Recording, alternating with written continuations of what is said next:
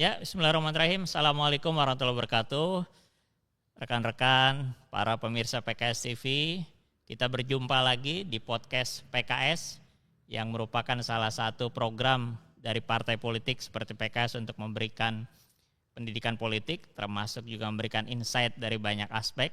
Dan pada kesempatan kali ini kita menghadirkan pakar hukum internasional yang punya pemahaman soal hukum terutama di dunia internasional, aspek hubungan internasional dan berbagai hal yang terkait dengan dunia belakangan ini. Yang kita ingin dengar langsung bagaimana perspektif beliau, ilmu beliau yang bisa mendeskripsikan sejauh mana konteks politik internasional dan juga apa dampaknya bagi Indonesia, serta yang paling banyak dibicarakan saat ini dan kita berharap ada perbaikan tentu tentang permasalahan Palestina. Alhamdulillah sudah hadir di tengah kita Prof. Hikmahanto Juwana. Terima kasih Prof, selamat datang di PKS. Terima kasih. Assalamualaikum Mas Bari. Waalaikumsalam. Ini kita dulu kenal, saya dekan, Mas Bari mahasiswa, tapi beda fakultas. Karena waktu itu aktivis di BEM Universitas kalau saya nggak salah ya. Jadi Prof. Hikmahanto ini salah satu guru besar di UI yang dulu disebut sebagai guru besar termuda dan juga dekan termuda di Fakultas Hukum dulu. Walaupun sekarang sudah lebih senior, tapi fisiknya justru semakin muda dibandingkan saya. Saya menua, Profesor justru memuda. Bisa aja. Baik Prof, terima kasih banyak Prof sudah hadir. Jadi kalau latar belakang silakan teman-teman bisa cari sendiri karena sudah banyak sekali karya beliau dan juga hal yang beliau sampaikan dalam perspektif hukum internasional. Pertama Prof, kita ingin tanya dulu hal yang sederhana. Ini kan mungkin bagi masyarakat awam bicara ataupun mendengar kata hukum internasional bisa jadi mungkin ada yang belum paham atau sekalipun mereka paham bisa jadi mungkin mereka bertanya-tanya relevansinya sebetulnya apa dalam kehidupan kebangsaan ataupun juga manfaatnya buat masyarakat dan juga dalam aspek kebijakan tentunya. Gimana kira-kira Prof? Simple, misalnya gini, kita baru lewat bulan Agustus kan? Dan kita merdeka. Nah pertanyaannya adalah ketika kita merdeka, apakah kita langsung begitu saja merdeka atau merdeka itu harus mendapat pengakuan dari negara lain? Karena ini tadinya sebelumnya Indonesia ini kan jajahan, artinya kita nggak punya kemerdekaan, kita nggak punya kedaulatan. Sekarang kita sudah punya kedaulatan. Kalau dulu setiap aturan yang berlaku di Indonesia itu bersumber dari pemerintah Belanda, sekarang kita sendiri yang menentukan. Itu namanya kedaulatan. Dan dalam konteks seperti itu, ini hukum internasional mengatur kapan sebenarnya Indonesia merdeka. Menurut versi kita, bangsa Indonesia, kita merdeka pada waktu proklamasi. Padahal bayangkan nih sekarang, kalau misalnya pada saat itu pemerintah Belanda berhasil untuk menumpas para tanda kutip pada waktu itu dalam kacamata Belanda pemberontak. Selesai kan, kita nggak merdeka. Nah di situ perlu ada pengakuan dari negara lain. Karena dalam ketentuan hukum internasional harus ada 4 syarat. Ada nggak penduduk? Kita ada penduduk. Ada nggak wilayah? Ada kita wilayah.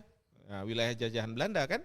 Dan yang ketiga, ada nggak pemerintahan? Ketika itu sudah dideklarasikan, proklamasikan bahwa Bung Karno dan Bung Hatta adalah pemerintah mewakili bangsa Indonesia. Dan yang ketiga, apakah pada saat itu kita mampu tidak melakukan hubungan dengan negara lain? Mampu melakukan hubungan dengan negara lain, kalau tidak ada negara yang mengakui, ya berarti tidak bisa. Nah di situ misalnya Mesir sebagai negara pertama yang mengakui, dan kemudian juga banyak dari negara-negara yang mengakui kita sebagai sebuah negara. Tapi yang terpenting adalah pada bulan Desember tahun 1949, di mana di situ secara formal pemerintah Belanda menyerahkan kedaulatan ke Indonesia. Karena kalau misalnya tidak ada penyerahan kedaulatan, seolah-olah pemerintah Belanda ingin tetap ada di situ walaupun banyak negara yang mengakui Indonesia sebagai sebuah negara. Nah tentu ini menjadi hal yang krusial gitu ya, bahwa kita peringati setiap tanggal 17 Agustus ya itu sebagai hari kelahiran lah, tanggal yang kita selama ini peringati. Nah itu contoh simple di mana hukum internasional itu penting. Belum lagi kalau saya ambil contoh adalah Mas Bari kalau naik pesawat udara, maunya kan kita selamat semua kan sampai bandara ya.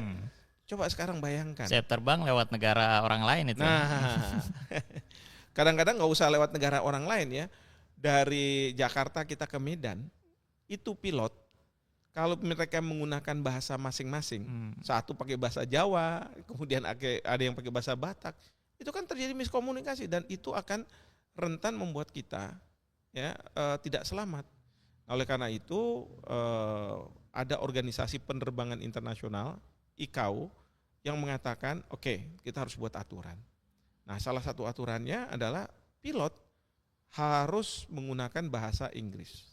Bahkan pilot ketika berbicara dengan pramugara di dalam kabin gitu ya, itu juga dalam bahasa Inggris. Jadi kalau misalnya kita naik pesawat, dengar kan kata-kata misalnya cabin crew landing position. Nah, jadi artinya kalau mendarat landing position. Oh ya, itu kenapa? Karena semua itu direkam. Dan kalau misalnya ada kecelakaan, itu bisa dibuka. Apa yang terjadi di dalam kabin itu.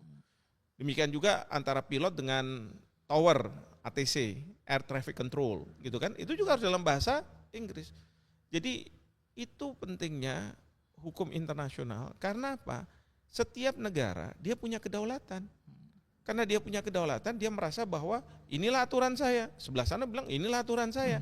Nah, kalau tidak ada hukum internasional, mereka dengan egonya masing-masing, maka dunia bisa tidak tertib. Termasuk kalau misalnya ya, saya ambil contoh banyak nih pelaku tindak kejahatan dari Indonesia lari ke negara lain karena dia tahu kalau di Indonesia otoritas di Indonesia punya kewenangan karena dia melakukan kejahatan di Indonesia. Tapi kalau dia lari ke luar negeri, katakanlah yang sering kita dengar ke Singapura gitu kan dia nggak melakukan kejahatan di Singapura, ya. Dan otoritas kita, kepolisian kita nggak mungkin naik pesawat ke Singapura, lalu di Singapura dia menangkap orang ini. Karena apa? Polisi Indonesia, selama dia ada di Indonesia memang dia punya kewenangan. Tapi setelah dia ke negara lain, dia orang biasa, nggak punya kewenangan. Kalau dia menangkap orang, iya, kalau dia menangkap orang berarti dia melakukan penculikan. Nah, disinilah perlunya kerjasama yang mungkin pernah didengar nih sama masyarakat. Ada perjanjian ekstradisi, ya. Jadi orang itu diekstradisi, orang itu diminta oleh otoritas kita kepada otoritas di mana dia berada untuk tolong dikembalikan karena yang bersangkutan sedang menghadapi masalah hukum di negara Indonesia. Dan masih banyak lagi sebenarnya yang sehari-hari kita lihat, ya, tetapi kita tidak menyadari. Termasuk kalau misalnya harga barang kok dari luar negeri kok jadi mahal. Nah, ini ada kaitan dengan pengenaan tarif misalnya, ya, dari satu negara terhadap negara lainnya. Jadi seperti itu, Mas. Ya, baik, terima kasih Prof. Ini penjelasan simpel ini, profesor yang betul-betul bukan hanya di dunia risetnya nih, tapi ke masyarakat juga sangat mudah menjelaskan. Lalu Prof, kita masuk ke pembahasan mungkin tentang konflik global nih, Prof. Dulu kan kalau kita belajar, ya saya setidaknya belajar di sekolah, kan yang kita pahami ada negara adidaya. Nah, kalau dulu ada dua tuh, Amerika sama Uni Soviet atau Rusia. Kalau sekarang nih kan orang sering bilang nih kata-kata multipolar, Prof. Jadi terkesan udah nggak ada lagi negara adidaya nih, yang kuat udah banyak gitu. Nah, kira-kira Prof bisa menjelaskan nggak? Pertama mungkin secara umum, yang kedua mungkin dari aspek hukum internasional tuh kira-kira pengaruhnya apa tuh buat hubungan internasional antar bangsa ataupun juga buat ke masyarakat. Oke, jadi pertama saya ingin menyampaikan bahwa kalau kita bicara tentang dulu ada pembagian dunia ini menjadi bipolar, ya kan, dua polar, sekarang multipolar. Itu sebenarnya kaitannya dengan masalah hubungan antar negara, hubungan internasional. Jadi kalau saya mengandaikan, misalnya kita di ruang kelas nih, di ruang kelas tuh biasanya ada kelompok-kelompok. Karena apa? Sifat manusia biasanya dia akan berkelompok, ya kan? ada yang kelompok orang pintar. Nah, kumpulnya anak pintar, anak muda biasanya nggak di situ. Kayak dulu waktu saya SMA nggak di situ biasanya. saya kelompoknya yang duduk di belakang kan gitu kan. Nah. Justru yang duduk di belakang sekarang udah jadi profesor. Ya, jadi kan seringkali mengelompok dan di antara kelompok itu biasanya akan ada leader. Ya kan ada, ya inilah kamu jadi ketua kita gitu kan. Walaupun informal leader, kalau yang leader yang formal itu ketua kelas. Nah, tapi yang informal ini ada biasanya gitu. Nah, pertanyaan berikutnya adalah seringkali antar kelompok di kelas ini sering berinteraksi.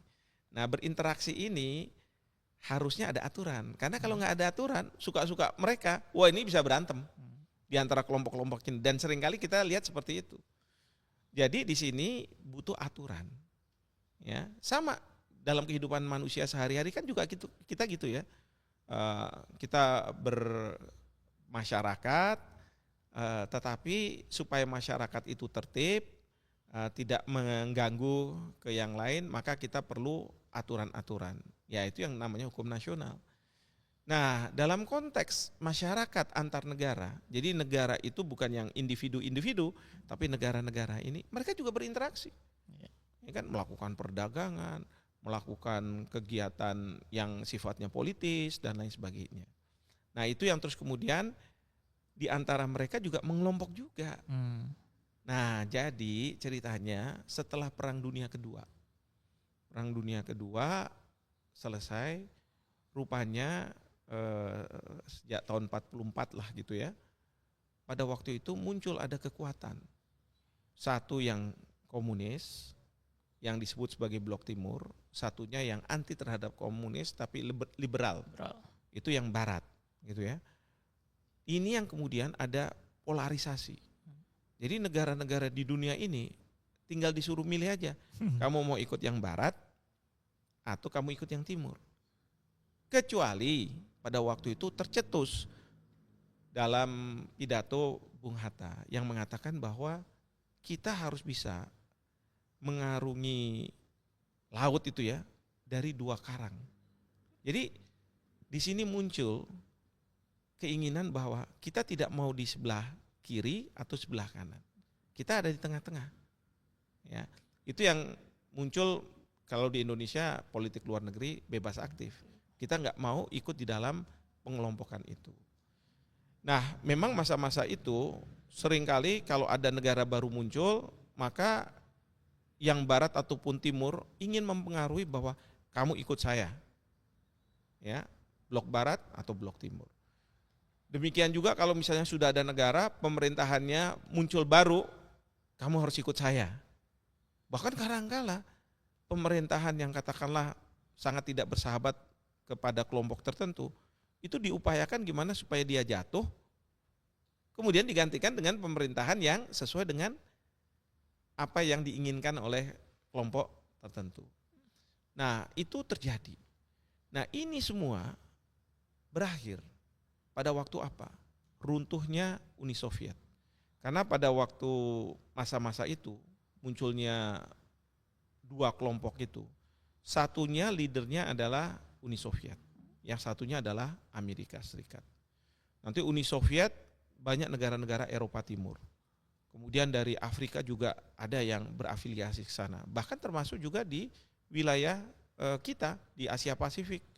Misalnya Cina, Partai Komunisnya menguat dan kemudian menjadi penguasa gitu ya di Vietnam, di Kamboja misalnya. Tapi tentu kalau misalnya yang barat, nanti ada seperti kalau di kawasan kita mungkin Filipina, lalu kemudian kebanyakan negara Eropa Barat, di wilayah benua Amerika ya tentu kayak Kanada gitu ya, mungkin Argentina. Nah di Afrika juga seperti itu. Jadi mengelompok gitu. Kira-kira dulu itu benua itu diwarnai kalau dikasih warna. Kalau blok timur itu yang merah-merah gitu kan. Sementara kalau blok barat itu yang warnanya biru. Nanti kalau misalnya teman-teman mau lihat di Google itu peta dunia pada waktu itu kelihatan tuh seberapa banyak merah, seberapa banyak biru. Idenya yang merah berharap bahwa dunia ini akan semuanya merah. Sementara yang biru ingin bahwa semuanya adalah biru. Ya. Dan itu kalau dia sudah negara, pemerintahannya yang akan dibuat supaya sesuai dengan keinginan warna pada waktu itu. Termasuk kita terdampak loh. Ya kan, kita tahu ada pemberontakan PKI gitu kan. Itu dalam konteks memerahkan Indonesia ya dari segi pemerintahan dan kemudian nantinya masyarakat. Tapi kan kemudian gagal. Kemudian ada dari militer, ada Pak Harto dan lain sebagainya. Itu yang kemudian menjadi warna biru. Tapi semua itu sudah berakhir dengan apa? Uni Soviet runtuh. Uni Soviet yang terdiri dari Rusia dan banyak negara Eropa Timur, mereka bilang udah sampai di sini cerita Uni Soviet. Sekarang Rusia punya kedaulatan sendiri, Ukraina punya kedaulatan sendiri, kemudian juga Yugoslavia dan lain sebagainya punya kedaulatan sendiri. Nah, kemudian yang kedua, dengan runtuhnya tembok Berlin. Ya, jadi waktu itu kan antara Jerman itu ada Jerman Barat dengan Jerman Timur. Nah, itu dibatasi oleh tembok. Tembok itu hancur, udah hilang. Nah, sejak saat itu dunia tidak lagi menganut yang namanya bipolar itu, pengelompokan. Nah, pengelompokannya lalu apa? Nah, ini muncullah yang disebut sebagai multipolar.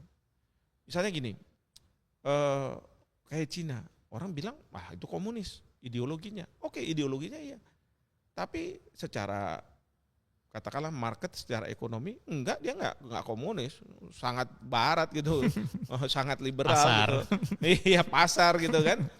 Nah bahkan ada kecenderungan bahwa nilai-nilai ekonomi komunis itu yang diterapkan itu tidak laku, termasuk juga di Rusia juga enggak laku lagi sekarang. Nah tapi kan mereka punya ideologi yang enggak, saya harus partai komunis yang mungkin satu partai dan sangat berkuasa partai itu. Nah sementara kalau di negara-negara barat yang biasanya ya mereka akan mengatakan demokrasi, kemudian juga penghormatan terhadap hak asasi manusia. Meskipun sekarang Amerika Serikat di bawah Presiden Trump, kita kadang-kadang tanya, ini Amerika beneran atau enggak sih? Soalnya demokrasi coba, sekarang kan tiba-tiba orang ditangkepin, langsung dideportasi gitu kan. Ada yang bicara soal Palestina, nanti wah dihantam gitu kan. Kita bilang, lah mana nih freedom of speech? Dulu kan gitu kan. Yang kulit kebebasan hitam, kulit hitam dipersekusi misalnya oleh aparat. Iya. Maka di Amerika sekarang ada gerakan namanya no king gitu ya. Tidak boleh ada raja. Jadi raja itu sangat otoriter. Dan memang kalau kita bicara dalam konteks partai komunis, partai itu sangat dominan, sangat otoriter dan nggak ada demokrasi. Demikian juga pelanggaran HAM gitu ya, penghormatan terhadap HAM. Di Amerika nih sekarang pelanggaran HAM-nya banyak bener nih kita bilang. Iya kan? Makanya banyak yang mengatakan nih di bawah Trump, Amerika Serikat seperti, mohon maaf, katanya kayak negara Kongo gitu ya.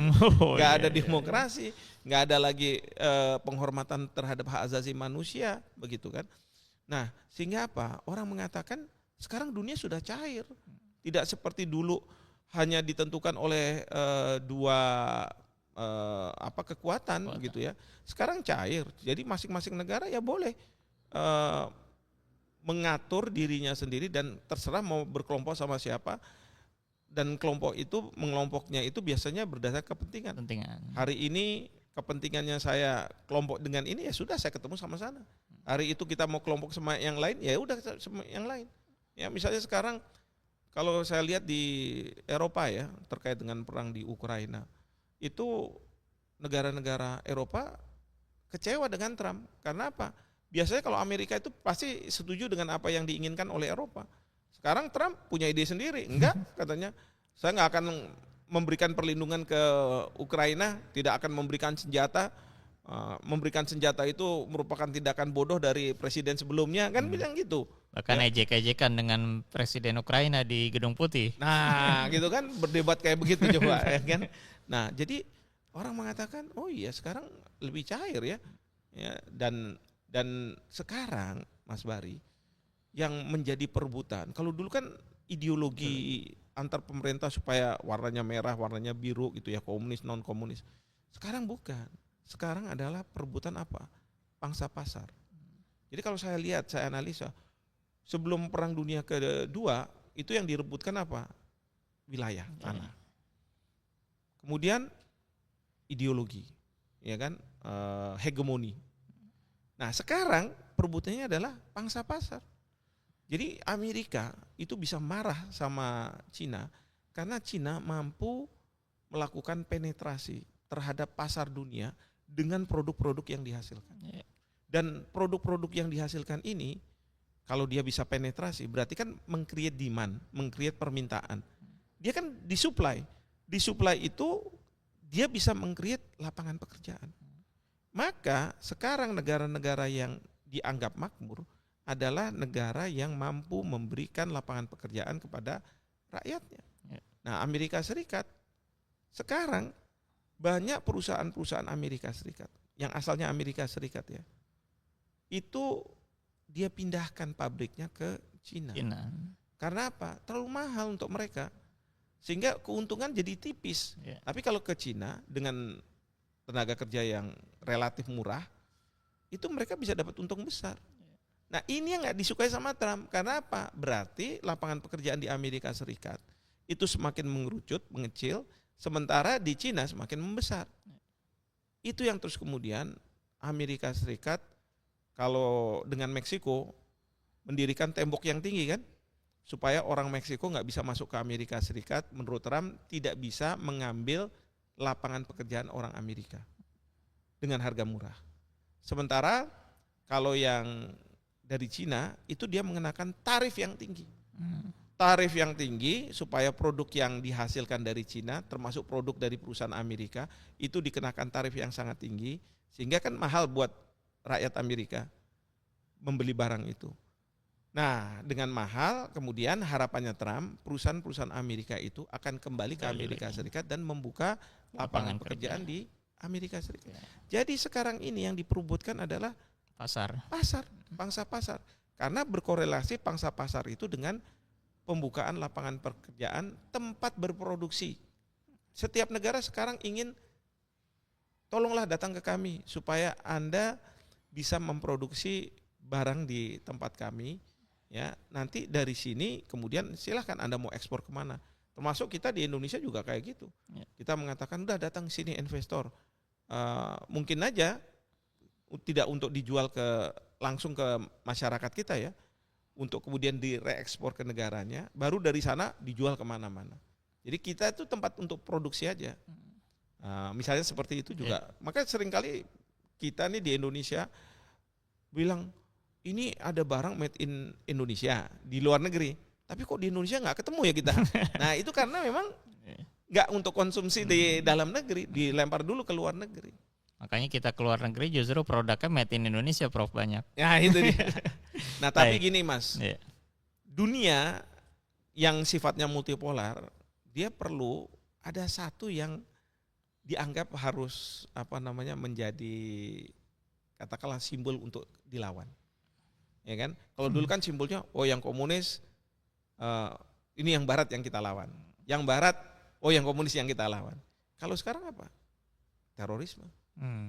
Jadi belakangan masalah terorisme ini selalu diucapkan.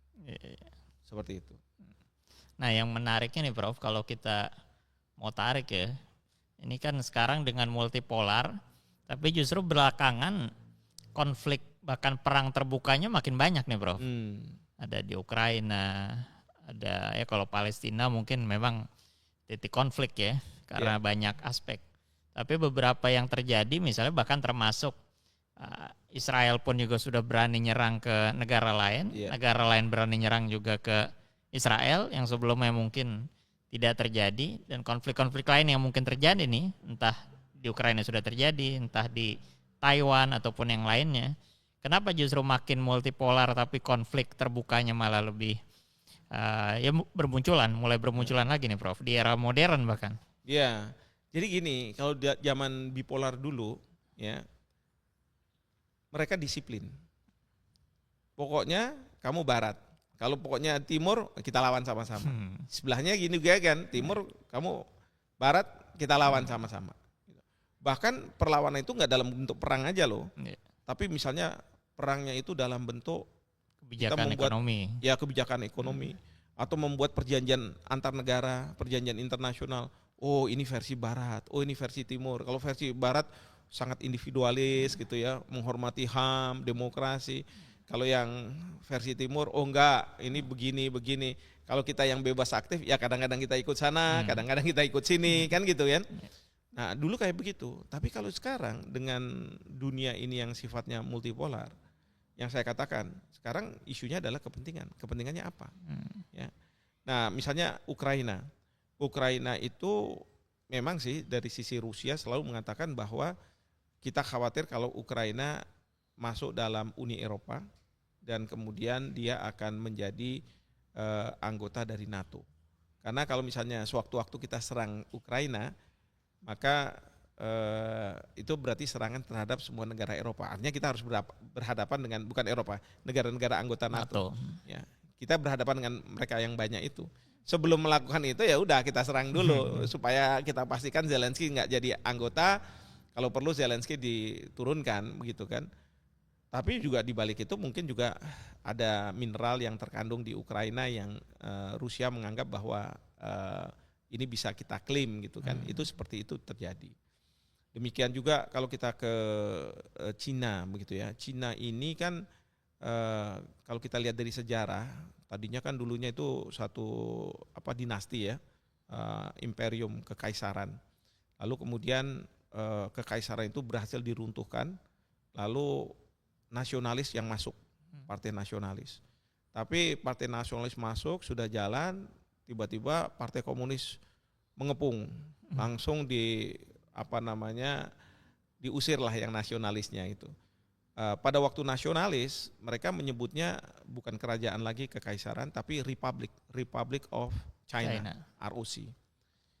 Nah, ketika partai komunis berhasil untuk mengambil kekuasaan, itu menyebut mereka sebagai negara namanya PRC, People's Republic of China. Nah, cuman masalahnya gini, yang nasionalis itu kan lari ke Taiwan, gitu kan? Tapi dia masih mengatakan kami adalah Republic of China, gitu kan? Sementara yang di mainland enggak, kami ini People's Republic of China. Jadi ini ibaratnya, mohon maaf ya, ada satu partai tapi dua kepengurusan. Ini satu negara tapi dua kepengurusan kan gitu kan? Nah dulunya. Jadi bukan hanya parpol ya, negara juga. Negara juga bisa kejadian seperti itu. Jadi dulunya itu kayak Amerika Serikat hanya mengakui Republic of China. Tapi mereka juga bingung tahun 70-an ya. Republic of China kita akui, tapi penguasa wilayah yang paling besar ya adalah People's Republic of China. Maka pada waktu zamannya Nixon terjadi perubahan kebijakan. Enggak, sekarang kita enggak akan mengakui ROC, kita mengakui PRC. Tapi PRC bilang, kalau kamu mengakui saya, People's Republic of China, kamu enggak boleh mengakui Taiwan sebagai sebuah negara ya. Karena Taiwan adalah bagian dari negara saya. Cuman sistemnya aja berbeda. Ya, enggak ada itu istilah ROC. Dan karena Amerika seperti itu, jadi kebijakannya banyak yang berubah. Termasuk kita Indonesia. Nah, kita Indonesia tidak mengakui yang namanya ROC, ya Taiwan, tetapi kita akui People's Republic of China. Dan itu dari pemerintah Cina mengatakan ini disebut sebagai One China Policy. Jadi kamu punya kebijakan mengakui satu Cina. Nah, tapi belakangan setiap kali ada kampanye di ROC untuk menjadi presiden gitu ya, itu setiap presiden bilang kalau nanti saya jadi presiden, maka saya akan mendeklarasikan Republic of China bebas dari People's Republic of China. Nah tentu yang dari PRC bilang, tunggu dulu, kalau kamu bebas berarti kan kamu ini mau separatis. Kalau separatis boleh nggak saya ngirim pasukan? Nah itu makanya biasanya kalau ada kampanye yang kayak gitu, presidennya terpilih akhirnya begitu ya, itu nanti di lautan dekat-dekat Taiwan itu ada military exercise, ya latihan militer dari pihak PRC, ya latihan. Idenya adalah kalau benar kamu buat pernyataan itu langsung disergap, zret gitu kan. Nah kira-kira seperti itu. Nah beberapa kali memang kayak begitu dan sekarang ada tendensi, terutama kalau presidennya dari Partai Demokrat, seperti kemarin sebelum sekarang Trump ini Joe Biden. Joe Biden bilang, kalau kamu ROC mau mendeklarasikan negaramu sebagai negara merdeka terbebas dari PRC, maka saya akan mengakui dan kamu dapat perlindungan dari saya. Karena masalah persenjataan dan lain sebagainya, mereka ROC ini belinya dari Amerika Serikat. Ya walaupun negaranya mungkin ya nggak sebesar dengan PRC ya wilayah tanahnya, tapi kan secara kekuatan ekonominya luar biasa itu. Ya maka kita pun di Indonesia, walaupun kita bilang PRC sebagai One China Policy, tapi kita juga punya hubungan perdagangan. Tapi perdagangan, dan kita nggak mengirim misi tanda kutip diplomatik ya. Tapi yang kita kirimkan sebenarnya kadin kita ada di sana. Tapi ada fungsi-fungsi juga, ada urusan imigrasi dan lain sebagainya di sana begitu. Nah, jadi seperti itu. Kenapa kemudian masalah ketegangan itu terjadi, dan baik di Ukraina maupun di Cina itu, terus kemudian ya siapa berpihak pada siapa, ya kan? Termasuk Israel ketika menyerang Iran. Israel itu dia sudah sampai pada satu titik mengatakan bahwa saya dapat serangan rudal dari Hamas. Itu sebenarnya bukan dari Hamas, tapi dari Iran. Hamas, kemudian Hezbollah, terus kemudian Houthi, itu cuman proksi-proksinya Iran, yang sebenarnya Iran itu punya masalah sama saya kan gitu.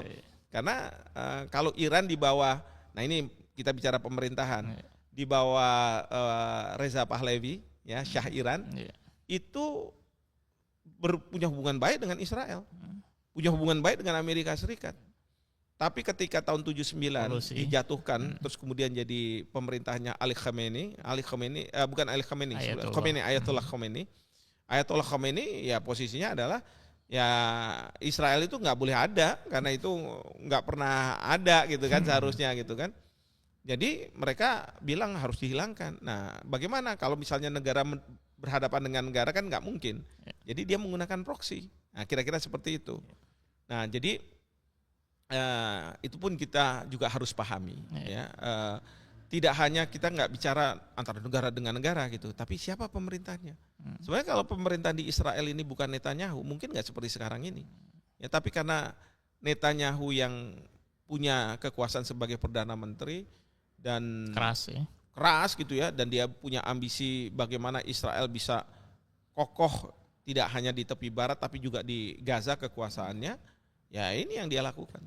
Jadi seperti itu, kenapa di era multipolar ini justru perang itu banyak dan sulit untuk diselesaikan. Kalau dulu kan tinggal dia barat atau timur. Cari kepala gengnya aja ya. Kepala gengnya ya selesai. Baik Prof, kita masuk ke Palestina nih, karena Prof sudah singgung tadi.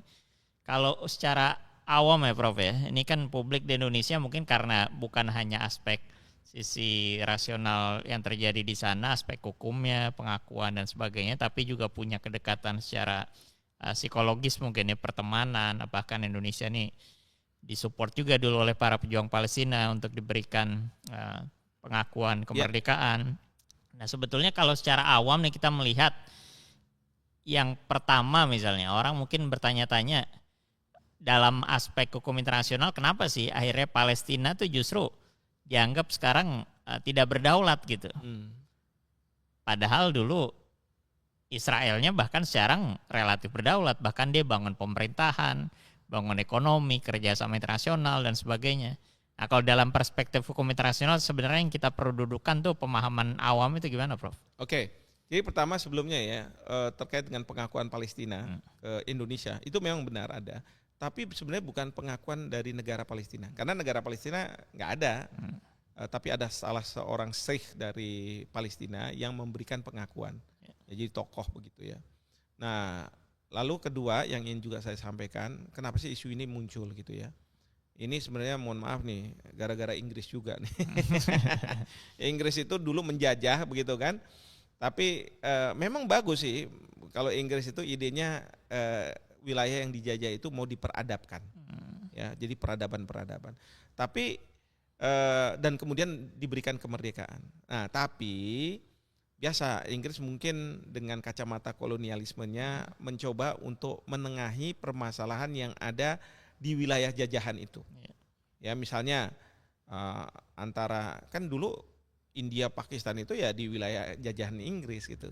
Cuman mungkin Inggris ngelihat oh yang ini Islam, yang ini non Islam, ya sudah saya berikan kemerdekaan gitu kan.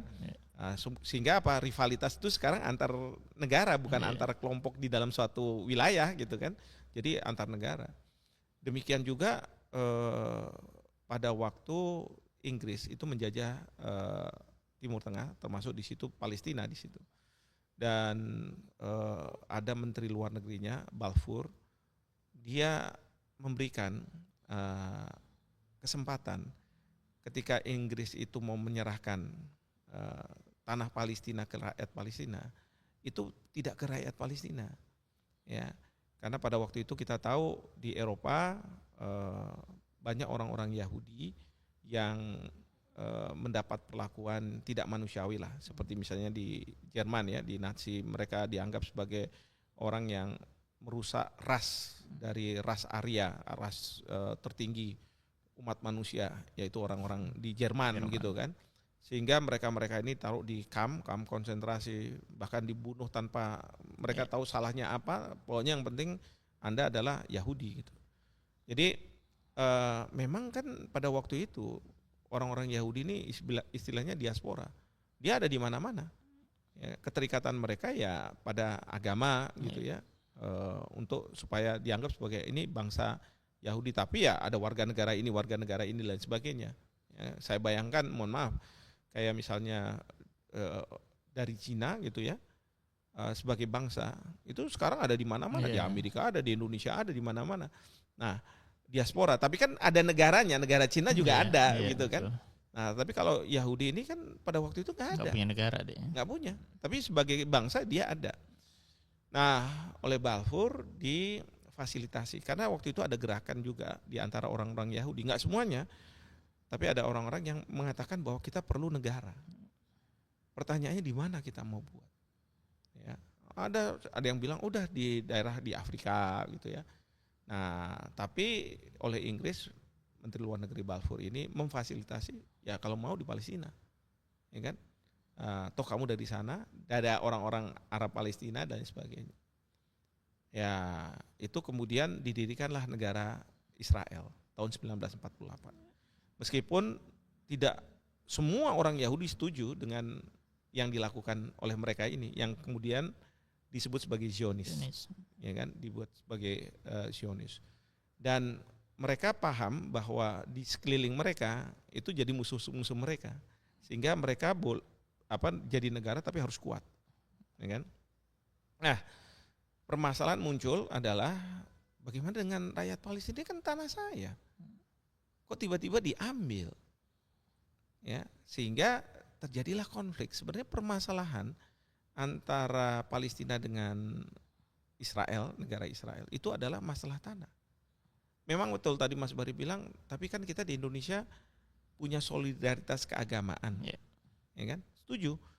Tetapi jangan kita hilang dari fokus bahwa ini bukan masalah agama. Karena boleh saya sampaikan di sini, di mana, di Iran sekalipun, ya, yang kita kenal sebagai ada Yahudinya ya. Tapi kan ada orang Yahudinya. Tapi orang Yahudi itu belum tentu setuju dengan yang Zionis ini, Israel itu. Nah, ini yang kita juga harus pahami. Jadi sekali lagi, ini bukan masalah keagamaan, tapi ini masalah tanah yang diambil secara tidak sah oleh Israel, difasilitasi oleh Inggris. Dan tanah ini adalah tanah rakyat Palestina, yang sampai hari ini itu diokupasi, diduduki oleh makin Israel. Luas ya. Itu. Nah, sementara apa hubungannya dengan kita? Nah, hubungan dengan kita itu karena pembukaan Undang-Undang Dasar kita itu kan menyebutkan bahwa yang namanya penjajahan itu harus dihapuskan dari muka bumi. Dan kita melihat apa yang dilakukan oleh Israel itu adalah merupakan penjajahan terhadap rakyat Palestina. Sehingga konsisten dengan pembukaan dari Undang-Undang Dasar itu, kita mendukung upaya rakyat Palestina untuk mendapatkan tanah mereka. Nah, itu ceritanya secara garis besar.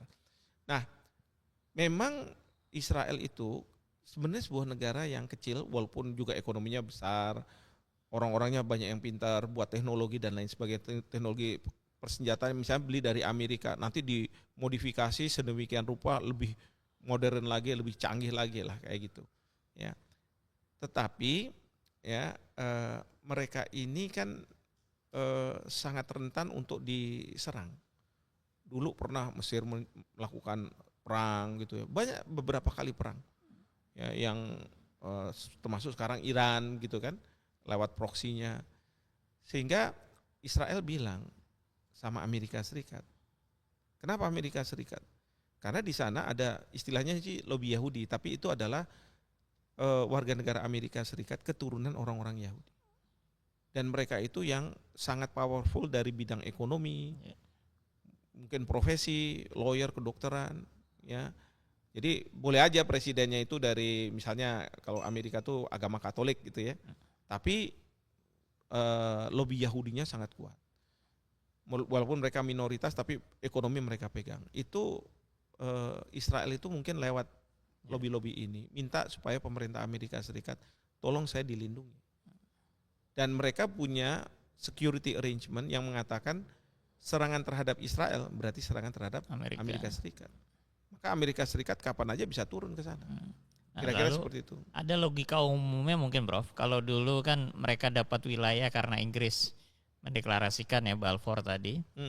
Lalu mereka berkembang. Tapi rakyat Palestina ini kan yang punya wilayah, punya tanah, mereka juga ingin bangun negara, tapi kenapa selama puluhan tahun ini dalam perspektif internasional ya, kenapa dia tidak bisa jadi negara gitu seperti halnya Israel? Nah, dia tidak bisa punya Israel karena kalau saya kembali tadi Montevideo Convention Indonesia kan ada 4 syarat nih. Ada nggak penduduk? Ada. Ada nggak wilayah? Ada, tapi sedang diokupasi oleh Israel. Itu yang jadi masalah, diokupasi oleh Israel. Ada nggak pemerintahnya? Ada Presiden Abbas kok, ya kan? Ada nggak pengakuan? Oh, ada pengakuan. Indonesia kita sudah mengakui. Bahkan sekarang ini bulan September ini sidang umum kemarin itu yang namanya Perancis, yang namanya Inggris, Australia.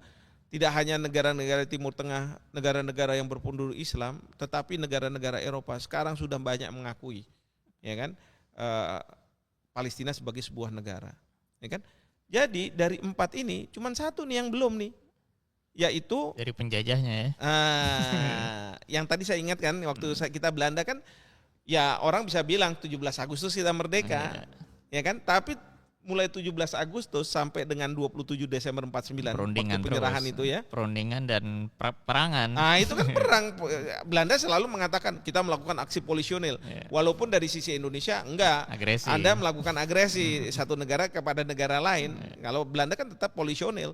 Jadi Israel juga melakukan hal yang sama. Saya melakukan tindakan polisionil. Saya melakukan tindakan ini terhadap rakyat Palestina yang kebetulan disebut sebagai Hamas kan gitu kan. Saya ini. Jadi kalau misalnya kita lihat kan ada tepi barat dengan Gaza. Tepi barat kan kebanyakan Fatah gitu kan. Mereka percaya udah diplomasi dan lain sebagainya untuk dapat kemerdekaan. Tapi kalau misalnya yang di Gaza mereka perlawanan fisik. Yang kedua kalau di tepi barat Fatah mereka bisa menerima suatu hari nanti ada negara Israel dan negara Palestina. Two state solution. Tapi kalau Hamas ini sebenarnya enggak, dia enggak mau gitu ya. Walaupun ya sekarang mulai agak berubah, tapi mereka kalau misalnya ada negara Palestina itu tanpa adanya Israel di situ. Ya kan? Nah, ini antara mereka juga kadang-kadang kita lihat beda, juga ya? Kita harus pahami ada perbedaan pandangan gitu ya. Nah, jadi seperti itu. Israel sedang menduduki dan kemudian itu yang membuat mereka belum menjadi negara yang sempurna seperti negara-negara lainnya. Oke. Tapi yang menarik, Inggris baru saja mengakui, gimana tuh Prof dalam perspektif hukum ya? Kalau hitung-hitungan sebetulnya penjajah awalnya kan Inggris gitu. Iya. Jadi gini, terakhir memang banyak negara-negara Eropa mengakui Palestina sebagai negara. Dan itu dapat kritikan juga dari Amerika Serikat ya, di bawah Presiden Trump, Menlu Rubio misalnya. Nah, itu karena apa? Karena negara-negara ini kan masih menghormati, selalu ideologi mereka adalah menghormati terhadap hak asasi manusia, kemanusiaan. Nah, karena apa yang mereka lihat ya di Gaza itu, ini udah mengarah kepada genosida, ya ethnic cleansing dan lain sebagainya, itu yang di dalam negeri mereka harus berhadapan loh dengan rakyat. Jadi di suatu negara pemerintahan kadang bisa aja berbeda pandangan dengan rakyatnya. Siapa yang akan memutuskan akhir? Ya pemerintahnya, rakyat nggak bisa apa-apa. Tapi dia siap-siap berhadapan. Dia bersiap-siap berhadapan pemilu. Betul. Nah, maka di banyak negara ini rakyat kan selalu mengaspirasikan demo dan lain sebagainya. Dan mereka nggak percaya lagi dengan argumentasi Israel bahwa serangan ke Gaza itu adalah serangan terhadap pelaku teror, ya para teroris, ya. Tetapi ini sudah sampai ke anak-anak, ke perempuan, ya non kombatan lah, orang sipil, yang akhirnya rakyatnya mereka buat demonstrasi, dan ini yang mendorong pemerintahannya untuk mengakomodasi apa yang menjadi aspirasi dari rakyatnya itu. Maka sekarang berubah. Nah kalau dulu ya kan nggak seperti sekarang konteksnya, masalah kemanusiaan tidak ada, ya justru orang melihat kemanusiaannya tuh, oh iya Israel diserang. Sebelum Israel diserang adalah orang-orang Yahudi perlu tempat kan gitu kan, jadi difasilitasi. Oh iya bagus Inggris gitu kan, daripada mereka nanti tidak dikendaki di mana-mana begitu kan, seperti juga di Jerman, ya udah difasilitasi. Maka pada waktu itu kan istilahnya ada, jangan sampai ada muncul antisemitisme gitu kan, kira-kira seperti itu. Nah itu yang sekarang sampai hari ini juga masih dipakai juga gitu ya. Padahal orang melawan menentang kebijakan Israel itu bukan berarti dia antisemitisme, tapi tidak bisa melihat bahwa kemanusiaan itu digilas begitu saja. Begitu. Nah yang menarik tadi yang Prof sampaikan tuh gimana tuh Prof? Karena kenapa sekarang, kalau sekarang kan kebetulan masyarakatnya sudah semakin kritis, sudah semakin terbuka, karena juga di satu sisi Israelnya terlalu sangat ekstrim, bahkan genosida, pembunuhan terhadap anak-anak, perempuan, bahkan orang yang mendapatkan bantuan pun juga masih ditembak dari melalui drone ataupun pesawat Israel. Dan akhirnya publik di masyarakat seluruh dunia ini sudah bersuara semuanya gitu. Dan ketika dihadapkan dengan konteks itu, negara ini kan yang dipimpin oleh pemerintahan yang terpilih hasil pemilu, mereka pasti berhitung tentang aspek politik yang membuat mereka akhirnya bersuara. Nah, dalam konteks ini pertama misalnya, apakah PBB misalnya sebagai sebuah lembaga yang dulu dianggap harusnya berdiri di atas segala kepentingan itu masih efektif? Ataukah justru sekarang kita sudah tergantung dengan masing-masing negara nih, multipolarnya, negara pemerintah berhadapan dengan masyarakatnya masing-masing, akhirnya membuat gambaran untuk prospek Palestina sebagai sebuah negara nih ke depan seperti apa? Oke. Sebelum kita bahas tentang PBB, saya ingin menyelipkan sedikit, karena tadi Mas Bari bilang kan pemerintahan tuh akan dimintakan pertanggungjawaban pada waktu pemilu kan gitu ya. Jadi saya ingin menyampaikan gini, rakyat kita ya itu jangan memusuhi rakyat misalnya Amerika, rakyat Israel. Justru kalau bisa lewat sosial media, jadi sekarang kadang-kadang kan kita berteman tanpa mengenal batas, ya. Justru kita harus sampaikan ke mereka apa yang terjadi di Palestina, kelaparan. Ya, rakyat sipil yang menjadi korban ya, dari tindakan dari Perdana Menteri Netanyahu. Karena kadangkala di Israel maupun di Amerika Serikat itu informasi dibatasi. Justru informasi yang membenarkan bahwa oh ini teroris ini, itu yang digede-gedekan kan begitu kan. Nah, jadi kita harus kasih imbangan berita, informasi. Nah, idenya apa? Idenya pada waktu pemilu misalnya berikutnya, apakah di Amerika ataukah di Israel, itu rakyatnya menghukum mereka, pemimpin-pemimpin itu, dan mengganti dengan pemimpin yang tidak seperti mereka. Karena yang kita lawan sebenarnya bukan negara Israel atau negara Amerika Serikat, tapi adalah kebijakan dari pemerintahan tertentu, ya kan? Nah kalau misalnya kita berhasil untuk melumpuhkan pemerintahan itu dan pemerintahan di dalam negerinya ya digantikan, itu kan mungkin akan berubah kebijakan. Sekarang aja yang saya lihat ya fenomena di orang-orang warga Israel itu, mereka sekarang agak kerepotan ketika mereka ada di luar negeri. Karena ketika mereka di luar negeri, banyak warga luar negeri yang mereka marah dengan kebijakan dari Benyamin Netanyahu, Perdana Menteri. Dan meluapkannya ke masyarakat, ke mereka. Jadi mereka bilang, kok di bawah Netanyahu bukannya saya tambah aman? Padahal mereka jadi turis di negara lain. Gitu kan? Jadi bukannya tambah aman, tambah tenang, tambah ini malah justru saya jadi dimusuhi.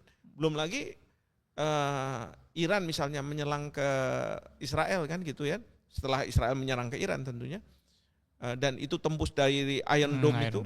Jadi mereka bilang, kok jadi sekarang kita lebih rentan untuk diserang dan lain sebagainya. Dan itu mereka akan salahkan ke pemimpinnya. Nah, jadi kita harus punya perspektif juga. Ya, sekali lagi, kalau kita melihatnya dari sisi agama, mungkin kita bilang, wah itu Yahudi musuh kita, begitu kan? Enggak, jangan lihat seperti itu. Perspektif kita adalah yang kita lawan adalah kebijakan pemerintahan yang zolim, yang tidak memperhatikan sisi kemanusiaan, yang tidak memperhatikan hukum perang, yang tidak memperhatikan hukum internasional dan seterusnya itu.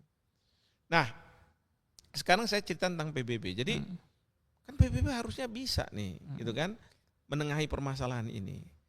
Nah, sebelum sampai di sana, saya juga harus menyampaikan bahwa di dalam masyarakat internasional, sebenarnya yang namanya hukum itu punya dua fungsi. Memang bisa menjaga ketertiban, tetapi bisa juga dijadikan alat untuk membenarkan tindakan. Nah, yang sekarang ini terjadi, hukum internasional itu dijadikan alat untuk negara-negara besar, dijadikan alat untuk membenarkan tindakan. Ya, bukan aturan yang harus dipatuhi oleh semua, mau besar mau kecil. Kenapa saya mengatakan seperti itu? Karena dalam konteks masyarakat internasional yang tidak ada pemerintahan di atas mereka begitu, karena masing-masing punya negara berdaulat itu, maka yang berlaku adalah siapa yang kuat dialah yang menang. Might is right. Jadi kalau kuat itu pasti yang benar gitu kan. Nah, ini yang jadi permasalahan. Ya, kalau misalnya di kelas ada satu kelompok itu sangat kuat, dia ini nggak ada guru, nggak ada aturan, ya dia akan melibas yang lemah-lemah itu kan. Kelompok-kelompok yang lemah dihabisin semua, apakah dengan uang, apakah dengan fisik gitu kan. Negara pun juga kayak begitu. Karena nggak ada lembaga, kalau misalnya, tapi kan PBB, tapi itu bukan lembaga pemerintahan dunia. Dia organisasi internasional yang setara dengan ya subjek hukum internasional lainnya termasuk negara. Belum lagi dalam mekanisme PBB itu yang membicarakan masalah perdamaian keamanan internasional itu adalah Dewan Keamanan PBB, bukan Majelis Umum PBB. Majelis Umum PBB boleh nggak ngomong? Boleh. Bicara aja. Tapi kalau Dewan Keamanan, dia bisa melakukan tindakan, action. Nah, jadi masalahnya tadi ada hak vetonya dari 15 negara, ada 5 negara tetap dari dulu sampai sekarang. Dia pasti duduk di sana. Kalau yang lain ya harus kampanye untuk bisa masuk ke menjadi anggota tidak tetap. Kalau yang dewan tetap dia harus di sana terus dan dia pegang veto. Nah, sekarang semua negara misalnya terhadap tindakan Israel ke Palestina di dalam Dewan Keamanan PBB, anggotanya itu semua sepakat. Kecuali siapa? Amerika. Dan kalau Amerika ngeluarin vetonya, selesai, itu nggak jadi itu. Amerika sekali pernah, yang saya amati belakangan ini ya, pernah sekali dia tidak veto, tapi dia abstain, ya kan? Dia cuma diem aja, bukannya menentang, tapi juga tidak menyetujui, abstain aja, cuma sekali aja. Selebihnya adalah dia pakai veto terus. Nah, ini kenapa? Karena posisi Amerika, dia tidak akan mau menusuk dari belakang Israel. Karena apa? Lobby Yahudi. Nah, lobby Yahudi ini yang sangat menentukan. Jadi siapapun pemerintah di Amerika, mau zamannya Joe Biden, kemudian Trump atau sebelum-sebelumnya, itu pasti akan konsisten membela Israel. Meskipun masyarakat dunia itu mengatakan bahwa ini tidak benar. Kalau misalnya masyarakat dunia itu biasanya terrefleksi di pemungutan suara di Majelis Umum PBB. Ya. Makanya biasanya ada suatu isu gitu ya, dan Israel dipersalahkan. Itu banyak sekali, sampai 100-an lebih. Sementara yang mendukung cuma Israel, cuma ini dan sebagainya. Kayak kemarin veto soal negara Palestina, itu yang menentang cuma 10. Ya, 10 itu ada di situ, ada Israel, ada Amerika Serikat, negara tetangga kita juga ada, saya lupa yang mana. Papua New Guinea ya. Papua New Guinea dan lain sebagainya. Sementara yang lain udah setuju semua, ada juga sih yang abstain gitu ya. Tapi apakah kemudian berpengaruh Israel keluar dari situ? Juga enggak, karena Israel udah menentang. Dan yang paling penting adalah di suara di Dewan Keamanan PBB ini. Itu yang jadi permasalahan. Maka orang banyak yang mengatakan bahwa kok PBB jadi lumpuh, ya kan? Bahkan sekarang dimunculkan ide bahwa kalau gitu PBB-nya sudahlah, tetap aja nggak apa-apa. Ya, karena PBB dulu kan menggantikan Liga Bangsa-Bangsa, LBB, League of Nations. Sekarang jadi United Nations. Nah, itunya tetap, tapi tata kelola di dalamnya nih yang kita harus bereskan nih. Terutama soal veto-veto, karena veto itu 5 negara itu, mereka adalah negara-negara yang allied powers, yang menang perang, dan kemudian adalah 5 negara yang mempunyai nuklir. Nah itu yang terus kemudian ya nuklir itu ibaratnya kayak veto juga. Kamu macam-macam saya lempar nuklir selesai nih. Dan selesainya nggak cuma dia aja tapi dunia selesai kan gitu. Kiamat gitu. Kiamat jadinya. Baik Prof. Terakhir Prof, kita ke segmen untuk membicarakan negara kita sendiri nih. Iya. Nah, Indonesia ini kan kalau kita melihat diri kita seolah kita nih persepsinya kuat sekali nih. Yeah. Karena kita merasa dulu kan kita di antara 2 samudra, di antara 2 benua, pulaunya besar dan sebagainya. Nah, sebetulnya seberapa kuat sih dalam perspektif masyarakat internasional, termasuk mungkin aspek hukum internasional ketika kita bernegosiasi dalam banyak kepentingan, misalnya entah ada di Laut Cina Selatan ataupun juga konteks kebijakan yang lain. Kira-kira gimana Prof? Oke, kalau saya pertama adalah saya mendefinisikan apa itu kuat. Yeah. Kuat itu harus didukung oleh 4 hal, ya, orangnya, figurnya. Itu harus figur yang kuat. Apakah itu posisi presidennya, apakah posisi negosiator ketika bicara dengan negara lain gitu ya. Lalu kemudian memunculkan banyak ide, ya. Kadang-kadang kan kalau kita orang Indonesia udahlah ikut aja idenya. Kita nggak usah ngomong kalau dalam forum-forum internasional gitu kan. Ya itu kalau kayak itu nggak kuat dong kalau gitu kan. Nah jadi dari manusia-manusianya. Yang kedua adalah kekuatan dalam konteks ekonomi. Ya, ketiga kekuatan militer. Dan yang terakhir adalah kekuatan geografisnya. Itu seperti apa? Itu kalau saya boleh mendefinisikan kita kuat. Nah, memang kalau kita bicara kuat dari sisi manusia, katakanlah dari presiden, itu dari waktu ke waktu memang kadang-kadang kuat gitu. Kadang-kadang kuat tapi kuatnya tidak sangat menonjol gitu ya. Saya bandingkan misalnya zamannya Bung Karno dengan Pak Harto. Bung Karno itu sangat kuat, orator yang sangat meyakinkan dan beliau tidak punya rasa rendah diri. Jadi dalam forum-forum internasional high profile ya kan.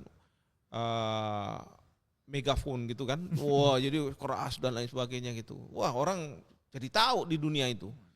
Nah, kemudian kita dapat presiden Pak Harto. Pak Harto sebenarnya beliau tuh orang kuat, sangat disegani sama negara-negara di ASEAN. Tapi bukan tipe yang beliau tuh orator begitu kan.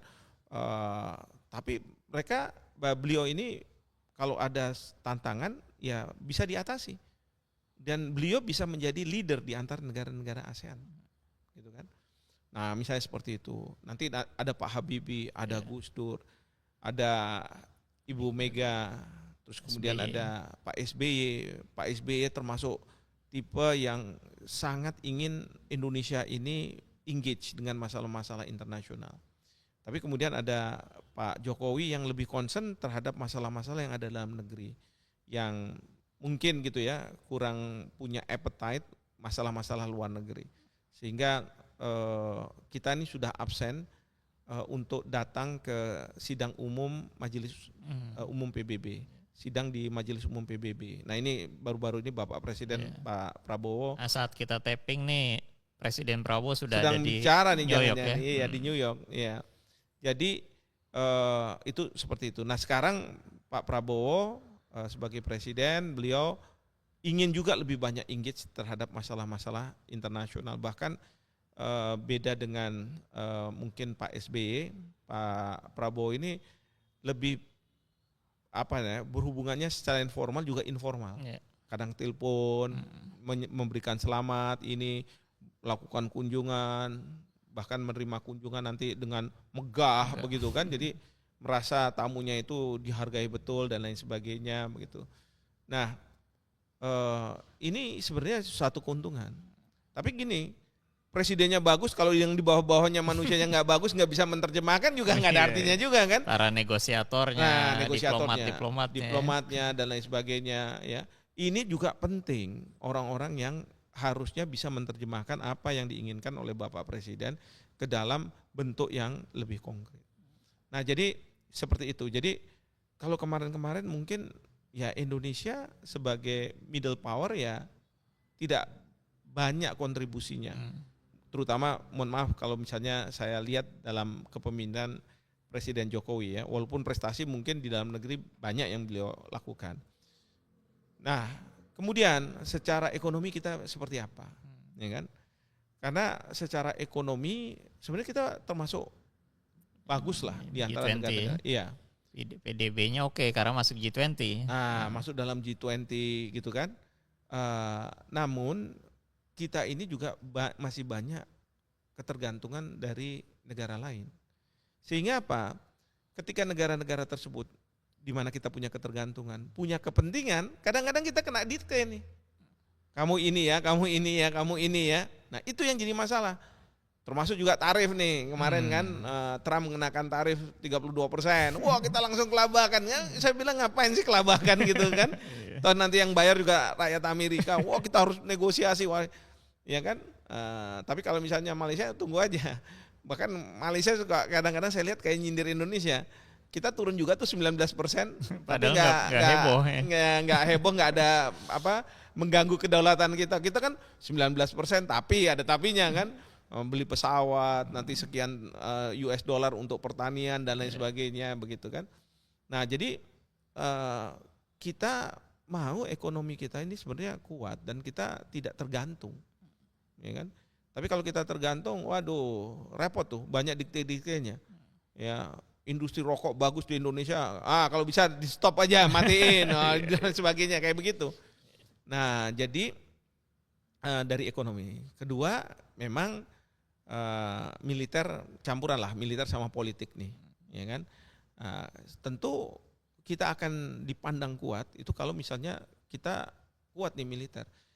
Secara militer sebenarnya kita itu banyak kontribusi untuk PKO, peacekeeping operation di UN.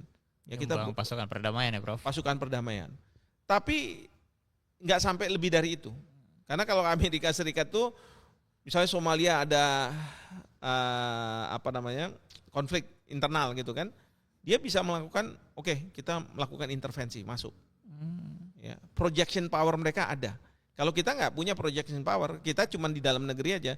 Jadi kalau misalnya dalam negeri itu kalau serangan dari luar kita siap gitu ya. Tapi kita nggak mungkin mengirim pasukan kita kecuali untuk PKO itu ke luar negeri. Ya, kalau sekarang tuh ada dalam hukum internasional itu namanya R2P, Responsibility to Protect. Jadi kalau misalnya di suatu negara pemerintahnya zalim sekali sehingga dia melakukan pelanggaran lah terhadap hak asasi manusia warganya. Itu bisa masuk tuh. Itu bisa masuk. Ya kan? Nah, tapi kenapa kok di Palestina kita nggak bisa masuk? Soalnya ada Amerika. Pasti dia akan bilang siapa yang berani masuk, awas nih kan gitu kan. Nah, tapi di wilayah-wilayah negara lain kan ada nih. Nah, kita nggak punya kemampuan seperti itu. Demikian juga politiknya apa yang membuat banyak negara tergantung sama kita sehingga kita bisa menekan dari sisi politik, ya seperti itu. Nah, tapi kalau misalnya dari sisi geografi kita punya sumber daya alam dan lain sebagainya, posisi kita yang strategis, sebenarnya kita punya keunggulan di situ. Nah, dari 4 hal ini yang kalau kita bilang kuat itu kadang-kadang naik turun. Nah, empat variabel ini yang sebenarnya kalau siapapun yang akan jadi presiden, dia bisa memainkan ini, ya mungkin kita akan menjadi negara yang sangat kuat, yang sangat disegani dan sangat dibutuhkan. Nah, mungkin inilah yang dilakukan oleh Pak Prabowo ya pada saat sekarang ini, karena saya lihat Pak Prabowo itu tidak menyerahkan isu-isu luar negeri itu kepada pembantunya, tapi langsung sama sendiri. beliau. Nah, tapi yang penting adalah menterinya mampu staf-staf di bawah. dengan baik. Itu bagaimana bisa tegak lurus dengan apa yang diinginkan oleh presiden. Itu yang jadi tantangan. Nah, kira-kira gimana berarti kalau dalam berbagai perundingan ataupun juga kita mungkin menghadapi beberapa tantangan di wilayah-wilayah kita misalnya, tentu kita di Indonesia kan masih menghadapi tuh kepentingan antar negara melihat berbagai konflik yang ada di wilayah-wilayah kita misalnya, kepentingan di wilayah ya orang nyebutnya Laut Cina Selatan, tapi di kita kan mungkin wilayah kita tuh sebagian, ataupun yang lainnya seperti apa kira-kira, Prof? Nah, ini dia ya, memang kalau kita bicara di Laut Cina Selatan itu kan Cina itu sangat ekspansif dan sangat asertif gitu ya terhadap klaimnya. Jadi mereka mengklaim 9 garis putus di Laut Cina Selatan yang bersinggungan dengan kedaulatan dari wilayah negara lain ataupun hak berdaulat. Kalau di kita, sisi kita itu hak berdaulat, karena itu bersinggungan dengan zona ekonomi eksklusif. Nah, Cina perlu asertif terhadap klaim itu, karena memang di wilayah Laut Cina Selatan itu banyak sumber daya alam yang melimpah, apakah ikan, kemudian ada migas di landas kontinen. Berapa perkiraannya, Prof, sehingga mungkin publik bisa paham bahwa begitu pentingnya di situ? Saya kalau perkiraan angkanya saya sendiri kurang tahu ya, tetapi keberadaan Cina yang sangat asertif itu membuktikan bahwa ini pasti besar gitu kan, nggak usah kita ini lihat hitung-hitungannya, tapi itu besar. Nah, dan Cina tahu bahwa untuk menghidupi penduduknya yang sampai 1,4 miliar, dia butuh dari mana? Pengembangan. Dia oke, kalau misalnya negara lain dia bisa beli perusahaan negara setempat, kemudian jadi operatornya. Tapi kan ini wilayah yang dia klaim, ya itu udah wilayahnya dia, kata kalau menurut versinya dia. Sehingga dia sangat asertif dan dia akan siapkan apakah itu Coast Guard-nya, apakah itu militernya untuk mengatakan bahwa ini wilayah saya.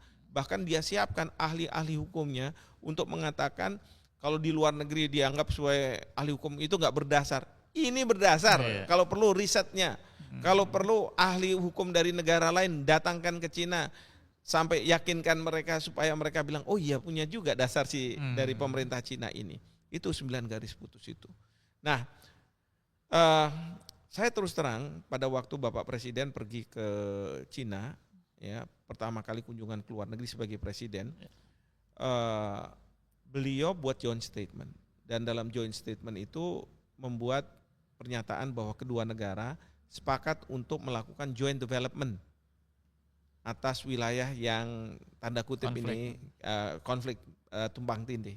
Wah, di situ saya agak terkejut dan wah ini kurang pas nih saya bilang kan. Bisa jadi mereka yang menang banyak nanti. Ya, menang banyak gitu, betul. Karena sekarang kalau misalnya benar, berarti kita melakukan pergeseran kebijakan luar negeri yang selama ini konsisten kita pegang bahwa 9 garis putus itu tidak diakui, bahkan kita merujuk juga pada putusan dari PCA ya, Permanent Court of Arbitration tahun 2016 yang mengatakan bahwa klaim Cina itu tidak ditemukan dalam dasar di UNCLOS gitu ya, dan itu ya kita bilang sih setuju. Kok tiba-tiba lakukan joint development, berarti kan kita mulai mengakui nih. Waktu itu saya buat press release yang mempertanyakan, tapi waktu itu dibantah sama Kemlu bahwa itu tidak berarti bahwa kita mengakui 9 garis putus. Dan ternyata memang benar, karena Bapak Presiden dari Cina kan bergeser ke Washington DC. Di Washington DC dengan Joe Biden buat joint statement, di mana joint statement itu mengatakan bahwa mereka bersepakat bahwa klaim terhadap wilayah laut harus merujuk pada hukum internasional dan Konvensi Hukum Laut 82. Ini pasti Cina pasti marah nih. Loh, kamu nih Indonesia gimana? Kemarin udah setuju sama kita, kok sekarang bilang kayak begini gitu kan.